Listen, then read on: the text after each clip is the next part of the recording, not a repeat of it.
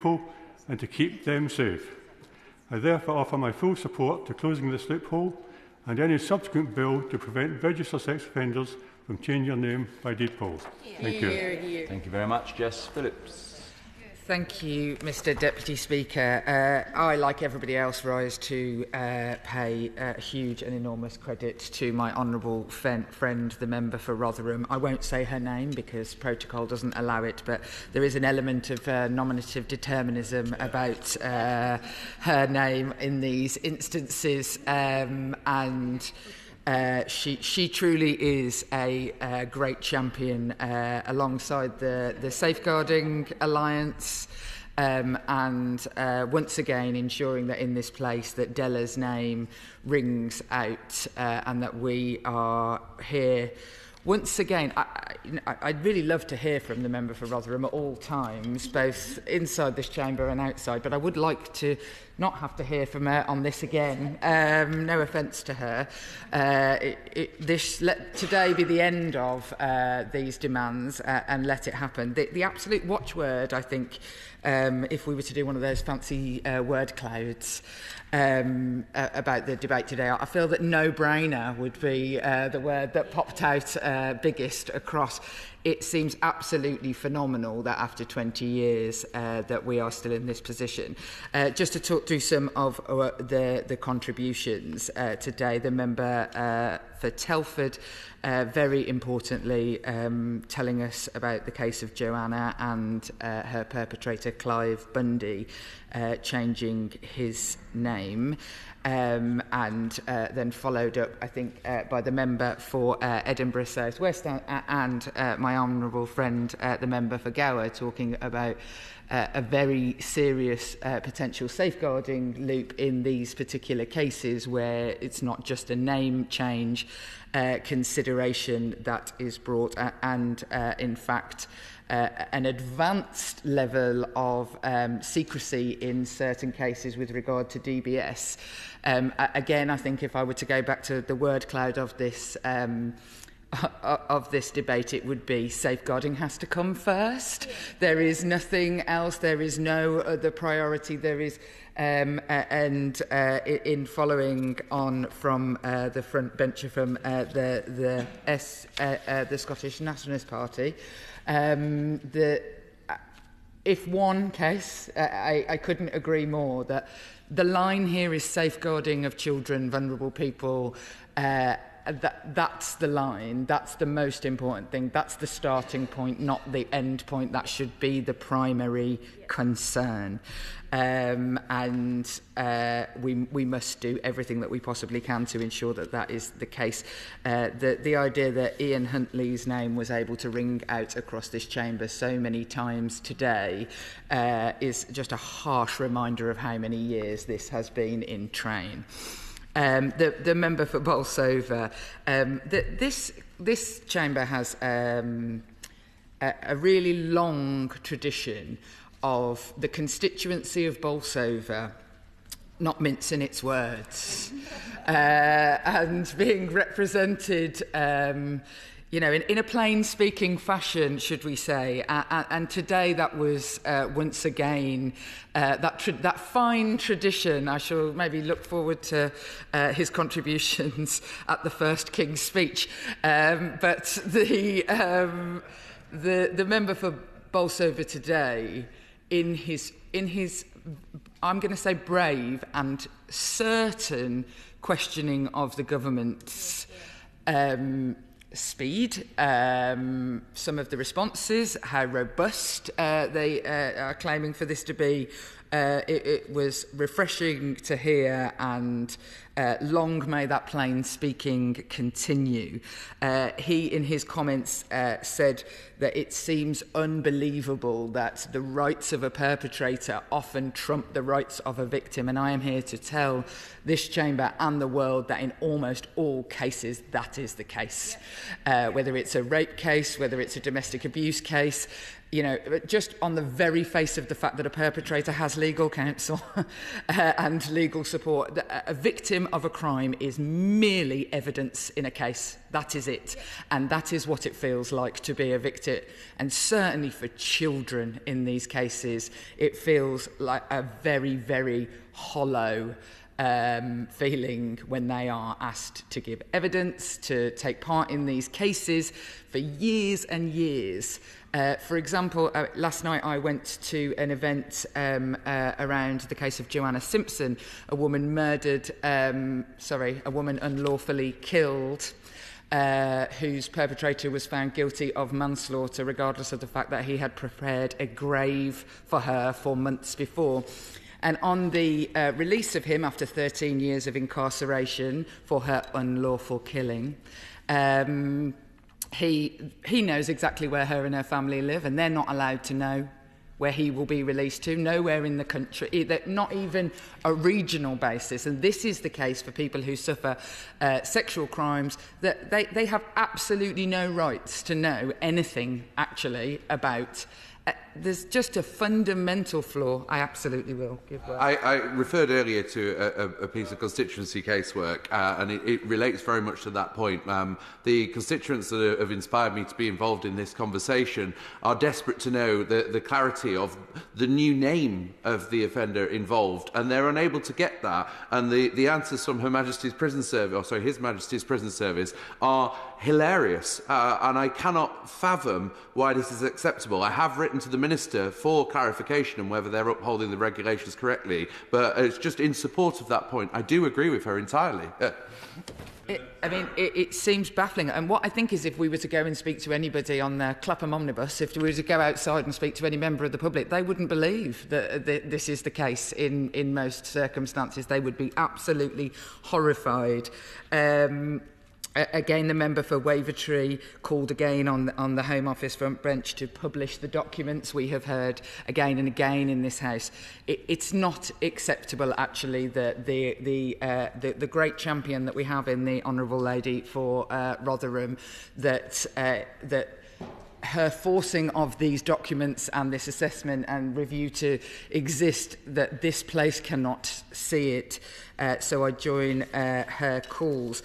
The member for Mole Valley, I want to pay some particular tribute to, because I think that he has been trying to tackle this since the year I was born in this place, as he comes to the...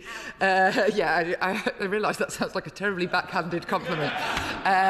It's not intended that way at all, but in some of the cases that he was citing, I was thinking I was 5 then.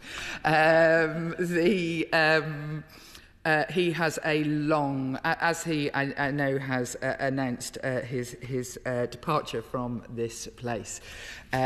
His time in this House, he will be remembered undoubtedly for championing the rights of children, specifically those who have suffered from sexual offences, and the very idea that any legislation on paedophilia, as we now so commonly know, which certainly was not necessarily the case all those years ago, is in no small part down to his work in this place. He is absolutely right to point out to us that these offenders are manipulative. I spend huge amounts of my time trying to, and in fact, in the case of Joanna Simpson, which I highlighted, the reason that the manslaughter charge was given rather than a murder charge in her case was because of adjustment disorder to a divorce, was the manipulation used. It, terribly hard to adjust to divorce, and almost everybody in the country who has to do that ends up murdering somebody, I don't think.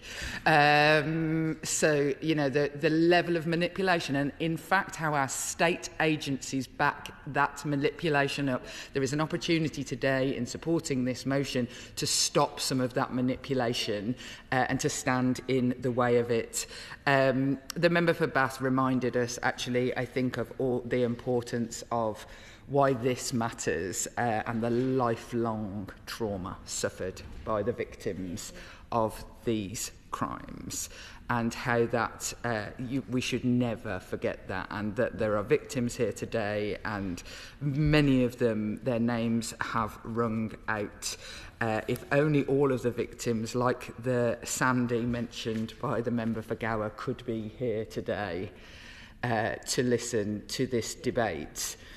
It's not okay that it has taken this long. I shall sort of finish up my remarks. I mean, like the member for Bolsover, I also changed my name, and do you know what? I did it online. I went online and I changed my name, and a woman called Angela in my office just signed it, and then that was it. That was what it took. I paid £36. It's probably more. Inflation has gone up since then. It took absolutely no effort whatsoever to change my name, not at all. It was considerably easier than getting a driving licence or applying for other things. It was very, very easy for me to change my name with no effort, no check whatsoever. And so I know how easy the process is. What we have to make sure of is that this easy liberty, I'm not saying it shouldn't be easy for me, although I was stunned at how easy it was, what we have to make sure is that this liberty that I may very well be entitled to is not, that is a liberty that is used with caution in cases, if at all, of those on the sex offenders register, and it certainly should never ever be able to be used without the proper processes and systems that flag up on the system.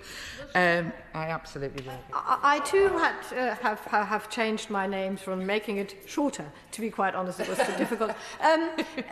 Does she agree that actually we would be happily going through a more complicated process if that would protect and safeguard young people? Yeah.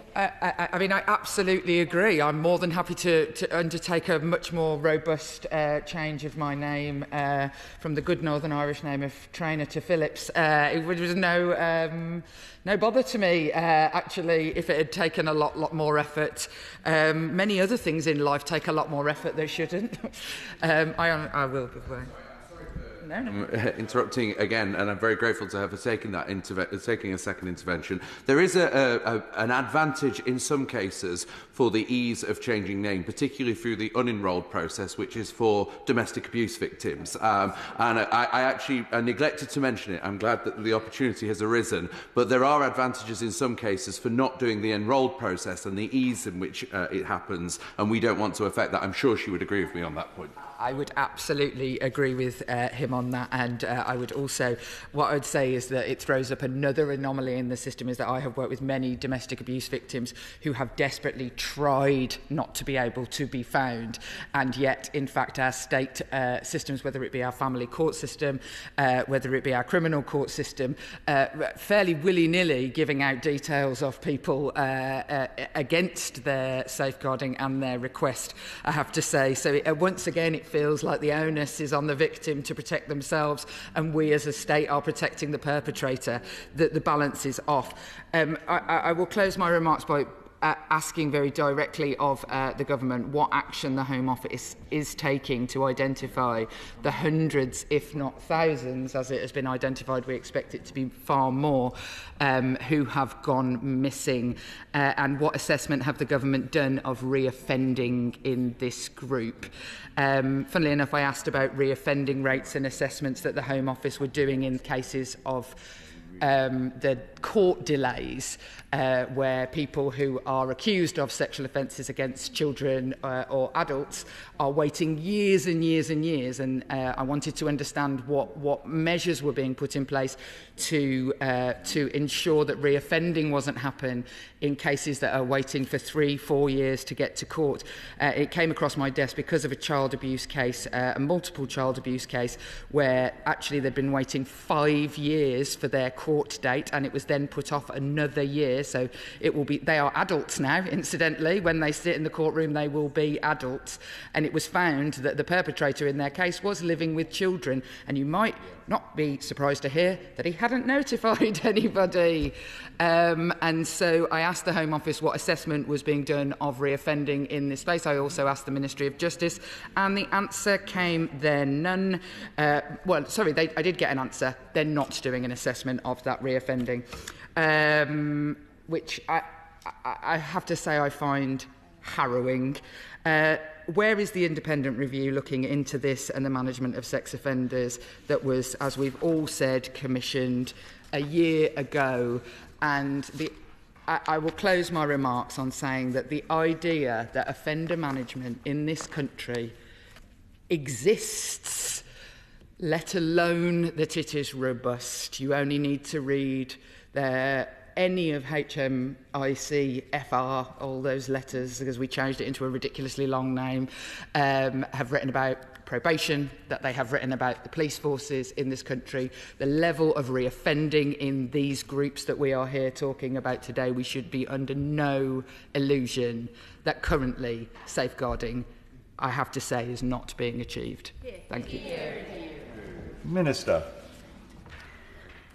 Thank you, Mr Deputy Speaker. And can I first start by thanking the Honourable Member for Rotherham for her work in this area and, of course, for securing this debate. It's a very important issue. I also want to welcome those in the public gallery and those listening at home and all the work that the Safeguarding Alliance has done, and each and every person who has been sexually abused, be they male, female, young, old, children, adults. I want to say to them that this government does take it seriously. I want to reassure the honourable members that we recognise these concerns. It was amusing for a moment to hear the honourable member for Telford saying that junior ministers come and go, and of course she's right, we do. But in the short time that we're here, I want to try and make sure that I make some sort of difference on this. In relation to a job I held previously, I too had some experience in that field. And what's really salient for me is looking at into the eyes of somebody who has been abused, or their mother or brother or relative or friend, is horrendous. These crimes are heinous, and this government must do more to crack down on those who perpetrate them, these offences. As Safeguarding Minister, then, I'd like to reassure you I am committed to ensuring that we have the most robust system we can for managing registered sex offenders. And whilst a lot of criticism is had of the system for very good reasons, it is salient, as the member for Mole Valley said, that we are still considered one of the most stringent countries in the world for management of sexual offenders, not least because of some of the sterling work that people in this House have done. But it's not enough. More does have to be done. If I may assist the House by setting out some of the general background in this area. I know some of those here will have heard this before, but for those listening at home also and for the record, I will turn to the specific concerns regarding registered sex offenders and name changes. In relation to the notification requirements, honourable members will be aware that registered sex offenders are required to notify the police of certain personal details. This system is often referred to as the Sex Offenders Register and applies automatically to those offenders who receive a conviction or a caution for a sexual offence.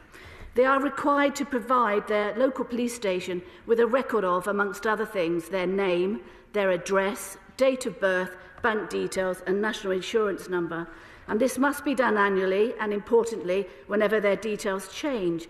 This means that registered sex offenders are legally required to inform the police if they change their name. Offenders subject to notification requirements are also required to notify the police of all travel outside the United Kingdom. Breach of the notification requirements, including failure to notify a name, is a criminal offence punishable to up to 5 years in prison. We know that some individuals pose a risk beyond that which can be properly managed by a straightforward notification requirement. We also know that there are individuals who come to the police's attention and pose a risk but who have not been convicted of an offence. The Anti-Social Behaviour, Crime and Policing Act 2014 reformed the civil orders available to the police on application to the court to manage those risks it introduced. The sexual harm prevention orders, which can be applied to anyone convicted or cautioned for a sexual or violent offence, and the sexual risk orders, SROs, which can be applied to any individual who poses a risk of sexual harm, even if they have never been convicted. These orders have deliberately been designed to be as flexible as possible so that they can be tailored to the specific risk an individual poses. They can impose any restriction the court considers necessary for protecting the public from sexual harm. This can include restrictions on the ability of the individual subject to the order to change their name. That's something which perhaps should be used more frequently, in my view. For both orders, breach is a criminal offence punishable by a maximum of 5 years imprisonment. In relation to recent changes, registered sex offenders have committed some of the most abhorrent crimes, and we must make sure our approach mitigates the risk of individuals seeking to exploit weaknesses in the system.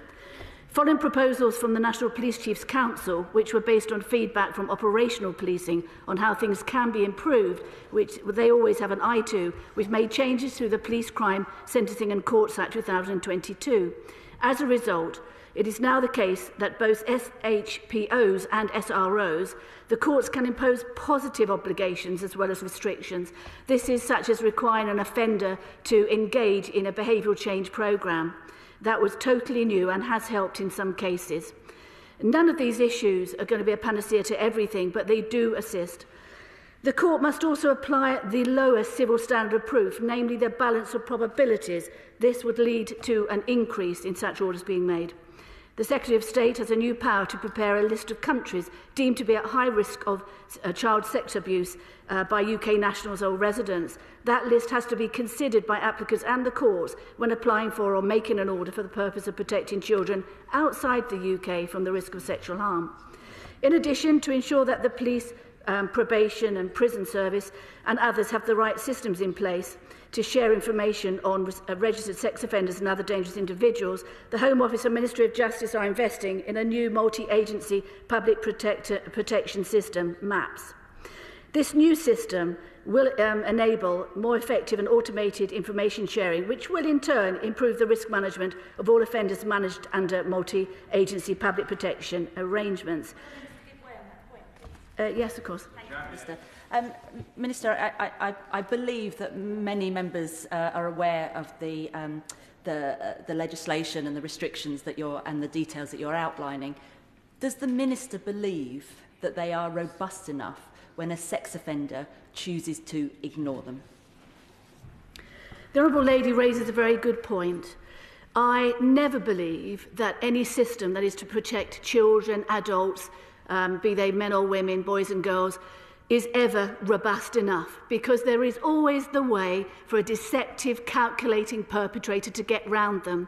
So it's not enough for a government to say, you've done something, it's great. The government has to be conscious. They don't just park that on the side. They have to constantly look at what the next reform is. And that's the spirit that I hope that we can work together to achieve. So MAPS is planned to replace FISA next year, just to give the context. I turn for a minute to the issue of name changes and some of the very good and interesting points raised by everybody in this chamber. I recognise and understand the concerns raised by the honourable members. I would like to reassure them that this government and I take these issues very seriously. Public protection is and will remain our foremost priority. I've already outlined the legislative measures that we have put into place, but there is, of course, more that can be done. There are also safeguards built in at an operational level. For example, His Majesty's Passport Office has a watch list to provide some protection for the public in the passport issuing process. This includes supporting the police in managing offenders of concern, including registered sex offenders, and to prevent those who pose a high risk of harm from obtaining a passport in a new name without the police being consulted first. We also have arrangements in place for the police to notify the Passport Office and other relevant bodies of individuals who pose a risk to the public to ensure we properly control name changes in these cases. Yes. I noticed she mentioned high risk of harm, which obviously is often up for debate in these issues. Would she agree that all sex offenders are high risk of harm? Indeed, all domestic abuse and sex offenders are high risk, which is why, of course, domestic abuse has been put into the police strategic issues now. Yeah. If I can move on a little bit, as I've set out, we do have safeguards built in. It's important that operational decisions are made in a way that ensures resources are deployed where they will be most effective in mitigating the risk. As honourable members will appreciate, I can't go into detail about some of the intricacies in this field, as of course we don't want to give extra ideas. There are operational sensitivities. As with any matters related to public protection, we must always remain vigilant and front-footed to ensure our approach is as effective as possible. I know that the issue of name changes is one of the issues which the member for Rotherham and others in this chamber have discussed today. The government has listened to these concerns. I've listened to these concerns, and I am undertaking some work to see what extra can be done. We know there is the internal review. Thank the Minister for giving way. And as has previously been said, disclosing previous identities is a key component of safeguarding. So what can be done under the sensitive application route to prevent sexual offenders who change their identity, to stop them exercising their right to be able to have previous names withheld from a DBS certificate? I'm grateful for that. That is one of the areas that I'm particularly interested in, because it poses a conflict of competing interests, the interest of the person who has had a serious offence perpetrated against them and the interest of somebody who wants to move on in their life, but maybe for bona fide reasons, not necessarily nefarious. So these are competing legal interests that have to have some really careful thought, and I'm looking into that. May I allow the Honourable Member for Telford to intervene for a minute? I thank the Honourable Lady and for her response to the House. I would like to ask the Honourable Lady to please work very, very closely with the Minister for Victims, who is sitting next to her today. He is somebody of great integrity and has respect across the House. And I know that with the Home Office and the Ministry of Justice working together, that this problem can be solved. Will she please confirm that? I'm grateful for the intervention. If I may say that I have been afforded the utmost professionalism and courtesy by colleagues in the Ministry of Justice, and it's been very helpful, and we are working on this. We were discussing this just yesterday.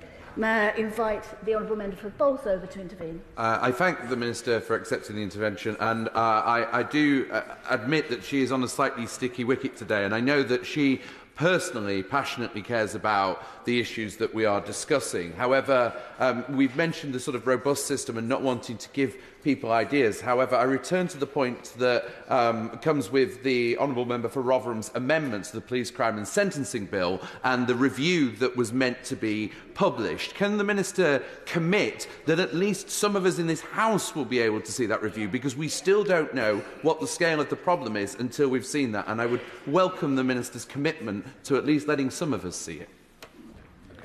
Well, if I can mention that the review is now complete, and I'm very carefully considering the findings, there are some immediate actions that can be taken forward, including work to ensure that law enforcement partners are fully utilising and monitoring the tools and information and resources available, such as those provided by the Passport Office. But I'm sure, as some of the honourable members in this chamber will understand, some of it is very sensitive. However, I am considering it at the moment with the Home Secretary.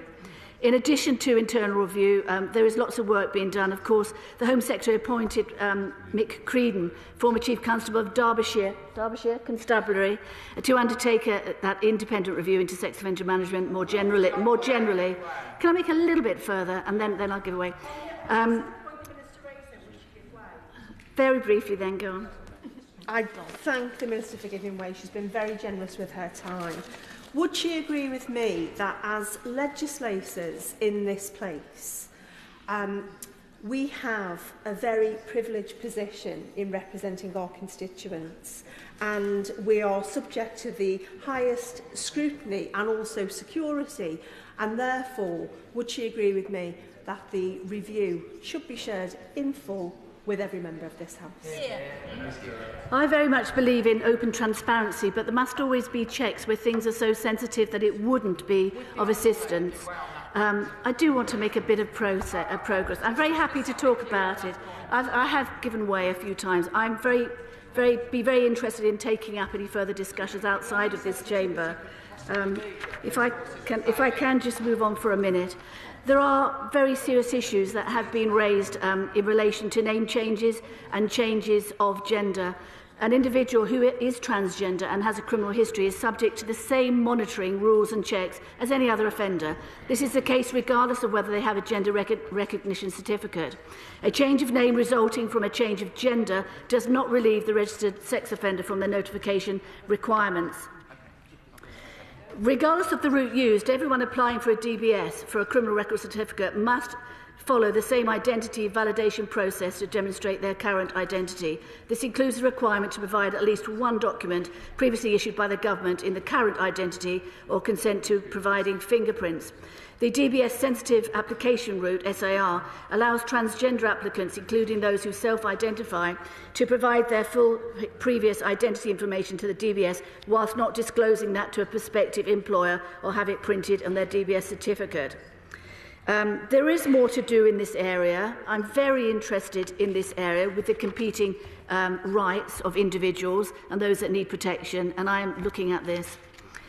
For applications via this route, the DBS additionally, if I could just finish this paragraph, then I'll be happy to, seeks to see a name change, deed or poll, or a separate signed self-declaration to formally record the link between the current name and the identity that is to be protected. An application will also be checked against both male and female gender within the system.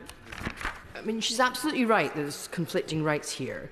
But when rights conflict, we have to carry out a weighing exercise. And we're talking about sex offenders here, people with a proven track record of abusing children and vulnerable people. There's really no competition in that situation. I'm delighted to agree with the Honourable Lady, and that's part of my balancing exercise, because sometimes there is a lazy government where government thinks something's sorted out, we've granted a right or a legal right there, we don't need to do any more. But we do need to look at how things change. New legislation changes the competition between rights, and I'm thoroughly interested in that point. Which is why, for example, if we discuss a blanket ban, and I know the Honourable Lady for Rotherham isn't suggesting that today, although it was suggested yesterday, that perhaps it's a distinction without too much of a difference because we all want the same thing. A blanket ban preventing sex offenders from changing their name is at risk of a court finding it to be discriminatory and reasonable or disproportionate by focusing on all past offending, regardless of the level of danger posed to the individual. I can just develop this point just for a moment, to the public, and ignoring their rights. What is often cited is that there are good, proper reasons for offenders to change their name. It's often also cited that there are implications under the Equality Act 2010 or the Gender Recognition Act 03. And also, of course, perhaps more importantly, the European Convention on Human Rights, the right to a private life. Now, this is where we get into the legal complexity, why successive governments don't always grapple that problem. And I'm determined to have a go at it with the assistance of everybody in this chamber. I'd be delighted. I'm grateful to her for taking another intervention. She's been very generous. This argument that to prevent sex offenders from taking advantage of a process of self-identification of gender to hide their identity, this argument that somehow breaches the European Convention on Human Rights was put forward in the vexed debate over self-identification in Scotland. And I can tell the Honourable Lady that it was widely rubbished by many legal commentators. Now, will she look into it more carefully rather than just taking at face value that what many of us think is a baseless assertion that such a measure would breach human rights? I wasn't putting these points forward as my views. I was saying it is often cited that that is an issue. But what we do need is a thorough overhaul and to look at how within a lawful existing framework we can move forward. So I'm delighted to say that this is an area that I am working on, but she's absolutely right. More needs to be done. The present system, whilst one of the most robust, if not the most robust, regime in the world, is, in my view, not quite going far enough, and we need to look at it again. We need to protect members of our society, and as Safeguarding Minister, I take that job very seriously. In closing, Mr Deputy Speaker, I would like to thank the honourable members for the important points they made during this speech. I hope I've provided some reassurance that we do have tools that assist in managing the risk of sex offenders, but I do accept and concede that there is always more work to be done, and I look up at the public gallery when I say that and thank those who are there for coming to listen to this. Nonetheless, the government can never be complacent with the good things they do. They need to do more. I'm shortly to be meeting with the National Policing Lead for the Management of Sexual and Violent Offenders, Chief Constable Michelle Skeer, who has national policing responsibility for sex offender management, and I want to look at more to see what ideas she has and what ideas we can all have together across government to assist, and indeed across opposition also. As I've made clear, public protection and safety is our #1 priority, and we're committed to ensure that the police and other agencies have more and better tools to assist them to more effectively manage registered sex offenders. So in a nutshell, a lot's been done, but there is more to do. We need more joined-up systems, and I've got to try and do my little bit in my short time to address these issues. And the final word to everyone's champion on this issue, Sarah Champion.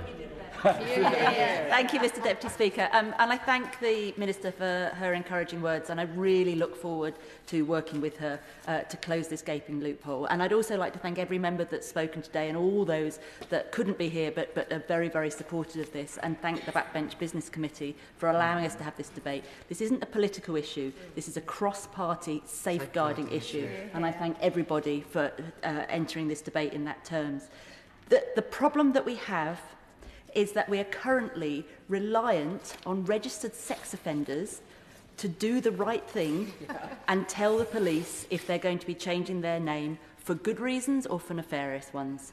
That system is being breached again and again. With the data that we can get, which is very incomplete, we know that 200 approximately sex offenders, registered sex offenders, are going missing a year, and we know that 2,000 are being prosecuted for breaches in their requirements. So we know that that is a problem.